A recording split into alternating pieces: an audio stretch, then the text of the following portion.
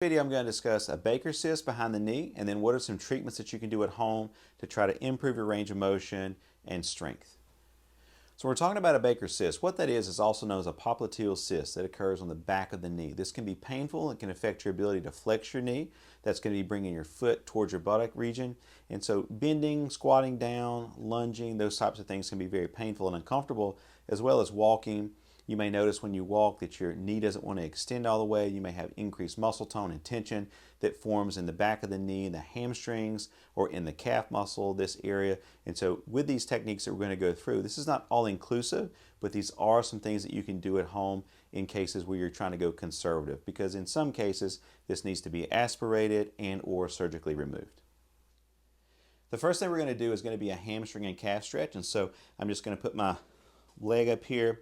I'm going to pull my foot and toes back to me at the same time I feel this stretch in the back of my leg, and then I'm going to lean forwards towards my toes, and I really feel that pull. Now initially I wouldn't go too aggressive with that, just a nice slow stretch, again kind of activating those what's called dorsiflexors on the top of the shin, pulling the toes back. You can also contract your thigh, your quad a little bit. That's going to help with something called reciprocal inhibition. So that can improve a little bit of that stretch that's going on. So I'm tightening up my thigh, and I'm also tightening up this shin muscle right here on the front, pulling my foot back.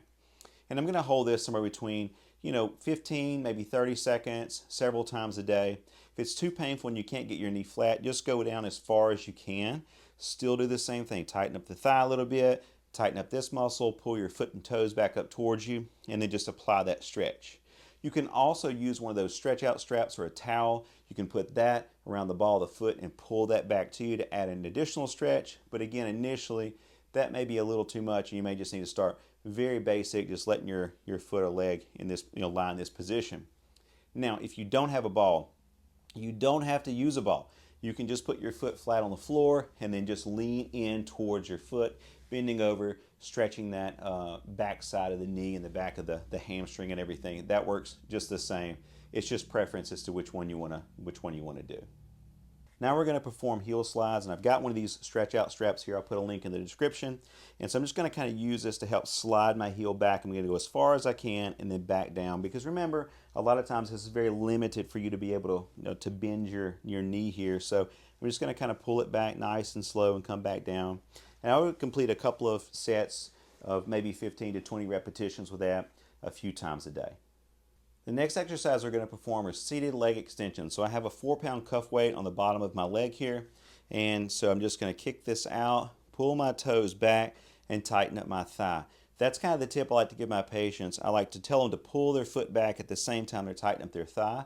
To me, it just seems like a better contraction. I don't have any evidence right now to support that, yes, that is more effective than not pulling your foot back, but I personally feel like I feel it more, and my patients also say that they feel it more. So I'm going to kick that out as far as I can, pull my toes back, hold that maybe for 1 to 2 seconds, and then come right back down, nice, slow, and controlled. And I would complete 2 to 3 sets of 10 to 12 repetitions 1 time a day. We're now going to perform also seated hip flexion exercise with a cuff weight. And so I'm going to bring my leg straight up and down, kind of keeping my knee bent a little bit here with that 4-pound cuff weight on. And I'm going to complete 2 to 3 sets of 10 to 12 repetitions. Another thing that I recommend a lot of my patients to do is apply a moist heating pad or some sort of moist warm compress in the back of the knee, several times a day, just to try to increase the blood flow that area and just to give some pain relief and try to reduce some of the muscle tension that's going on. Thanks for watching.